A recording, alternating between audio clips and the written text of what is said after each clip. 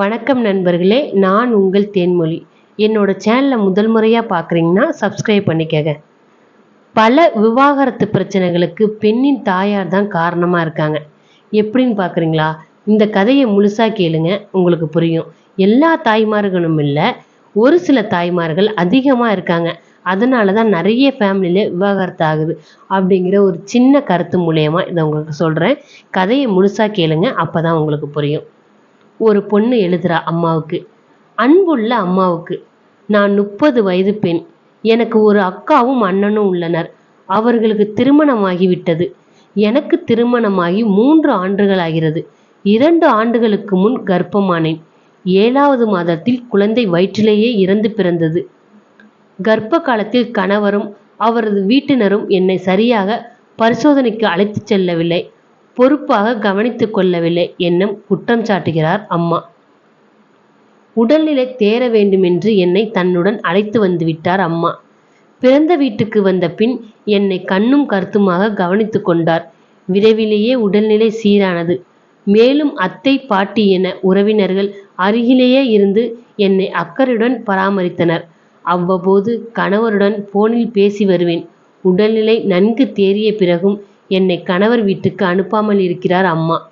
கணவர் பலமுறை வந்து என்னை அழைத்தும் அவரோடு அனுப்ப மறுக்கிறார். போனில் பேசி என் மனதை கலத்தி விடுவார் என்று என் மொபைல் போனையும் வாங்கி வைத்து கொண்டார். விவசாயான என் அப்பாவுக்கு அம்மாவை மீறி எதுவும் சொல்ல இயலாத நிலை. இன்னும் கொஞ்ச நாள் போகட்டும், பிறகு அனுப்பி வைக்கிறேன் என்கிறார் அம்மா. எனக்கு கணவருடன் சேர்ந்து வாழ ஆசை. கணவரது விருப்பமும் அதுவே.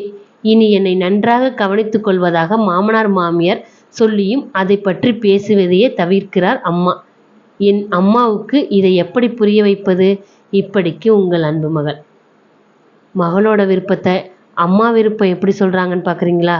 அன்பு மகளுக்கு, உனக்கு ஒரு அக்காவும் ஒரு அண்ணனும் இருப்பதாக கூறுகிறார்.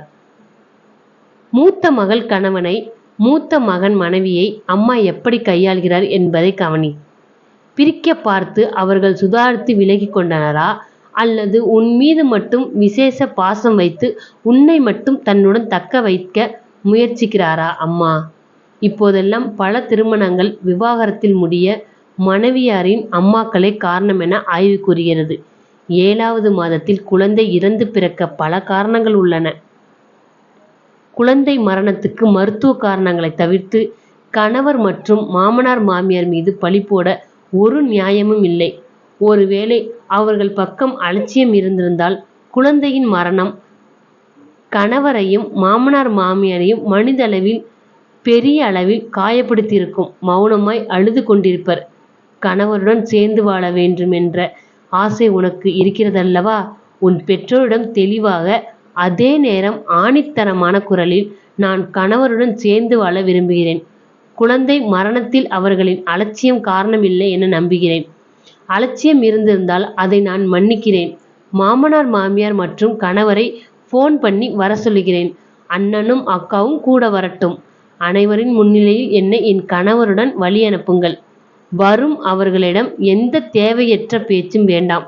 இத்தனை நாள் என்னை பராமரித்ததுக்கு நன்றி. புகுந்த வீட்டுக்கு போனாலும் என் பிறந்த வீட்டு அபிமானம் தொடரும் என கூறு. 1 வாரம் அவகாசம் கொடு. தகவல் தொடர்பு சரியில்லை என்றால் நீயே பாதுகாப்பாய் கிளம்பிப்போ. ஒரு 6 பவுண்டு ரோஜா குவியலை எந்தவித மருத்துவ பிரச்சனையும் இல்லாமல் பெற்றெடுக்க வாழ்த்துகிறேன். இப்படிக்கு அம்மா. என்ன நண்பர்களே, உங்களுக்கு இப்போ புரியுதுங்களா?